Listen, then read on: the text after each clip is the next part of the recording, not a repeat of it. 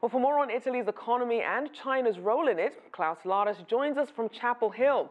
He's the Richard M. Krasno Distinguished Professor of History and International Affairs at the University of North Carolina. Welcome to the show.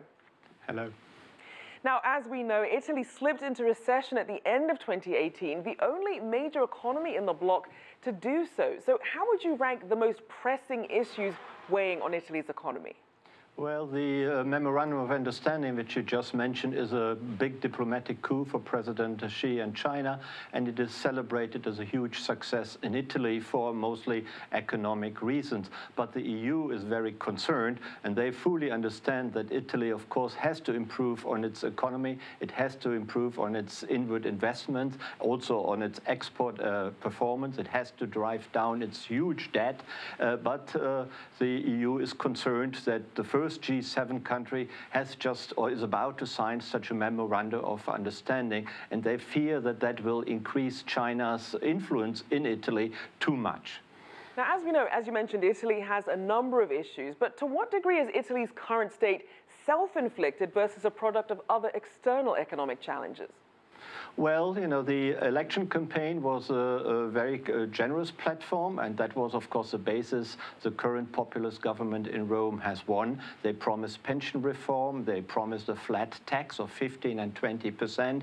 They promised a minimum basic wage for the poor of society. The poor of society are supposed to get €780 a month, essentially for free. Only they have to demonstrate that they are looking for a job. And that, of course, is a huge burden on the Italian economy, and the Italian economy has been kind of inefficient for many, many years. So that is a long-lasting problem which has to be approached. The EU Commission, rightly, I believe, was concerned about the huge budget deficit which is building up in Italy, and the latest budget proposal was, showed an immense increase, and there was an agreement, a kind of compromise achieved between the EU Commission and the Italian government to, scale down the budget expenditure a little bit, so that peace with the EU Commission sort of was achieved by the end of last year. But Italy has structural deficits. Klaus, I'm sorry, just to break down some of this.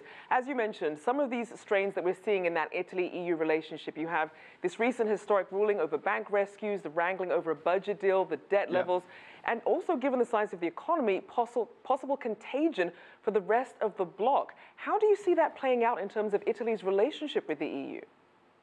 I think the relationship is strained, but both sides, of course, have an interest in overcoming that tension. And the EU Commission knows that Italy is a difficult case, both economically and politically. A populist government which shows increasingly authoritarian tendencies is worrying the EU. And as you know, there are other authoritarian governments within the EU, such as Hungary and Poland in Eastern Europe. So the EU Commission doesn't want to embark on a course of conflict and collision with the Italian government, but there are concerns, and they really want to arrive at some compromise with the Italian government, as they did by last year when they agreed on that new budget compromise. But Italy's rapprochement with China now, that does concern the EU Commission. The EU Commission fears a splitting up of the EU, that the unity of the EU is being undermined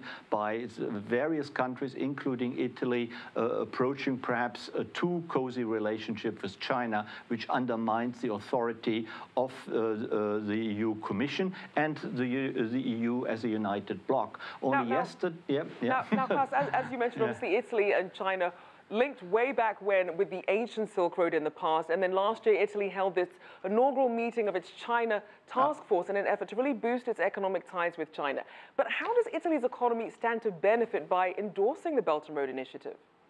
Well, it is hoped that there will be huge new Chinese investment into the Italian economy. There's, for example, talk about a much closer relationship between various ports in Italy and China. For example, the China-dominated port in Piraeus in Greece is supposed to embark on much closer relations with the port of Trieste and Genoa and Venice, and that would be a huge benefit for the Italian economy. also intensified cooperation regarding the pharmaceutical industry, regarding high-tech technologies. So it is expected that Chinese investment in Italy will really multiply, and that is very welcomed by many Italian economists.